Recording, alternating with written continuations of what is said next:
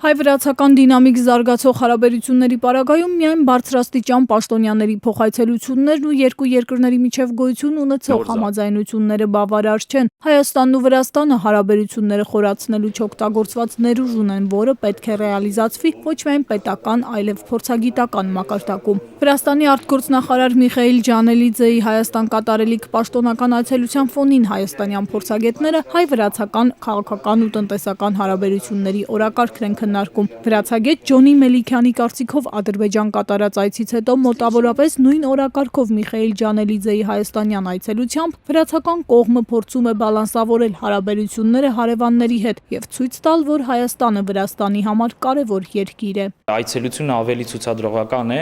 եւ կիրառական մասը շատ քիչ կարող է լինի, բայց ի վերջո ցույց է տալի, որ Երևանում նաեւ իրենք շահեր ունեն, Հայաստանի հետ հարաբերությունները նաև գնահատում են եւ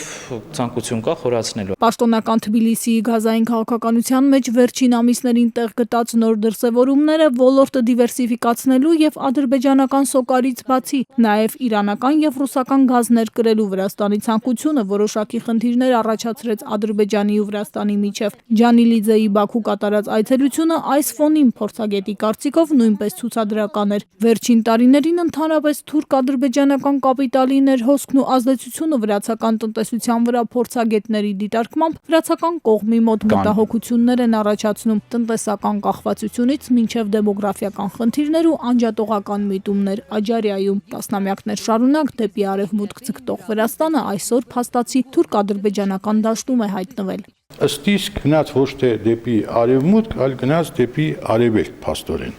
Եվ սա նույնպես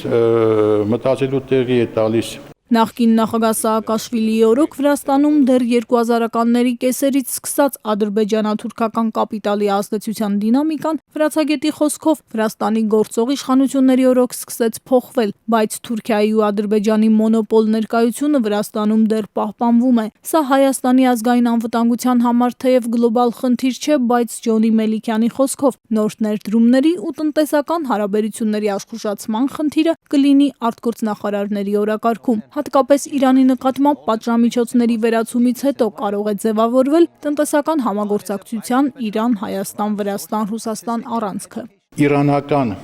գործոնը կարող է բավական կարևոր դերակատարում ունենալ այս բոլոր գործընթացներում։ Մենք կապող օղակն ենք, երևի թե ավելի հարմար ուղղությունն ենք Իրանի վրա դուրս գալու, քան թե Ադրբեջանը, չնայած որ այսօրադրությամբ ասվում է, որ մինչև տարվա վերջ երկաթգիծը գործարկվի, բայց ի վերջո այս պայդրությամբ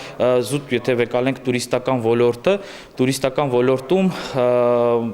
համագործակցությունը Հայաստանով է տեղի ունենում։ Զբոսաշրջության ոլորտում համագործակցությունն արդեն նկատելի է հայկական կողմի նախաձեռնությամբ իրանցի զբոսաշրջիկներին Հայաստան եւ Վրաստան այցելելու համակցված տուրիստական փաթեթ է առաջարկվում, իսկ ավելի լուրջ տնտեսական նախագծերի համար ժամանակ է հարկավոր։ Վրաստանը Իրանի հետ նոր է սերտացնում հարաբերությունները։ Երկու երկրների միջև վիզային ռեժիմը բոլորովին վերջերս է վերացվել։ Իրանն էլ իր հերթին նոր է ինտեգրվում տարածաշրջանային զարգացումներին։ Մարիաննա Ղահրամանյան, Արթուր Հունանյան, Հայլուր։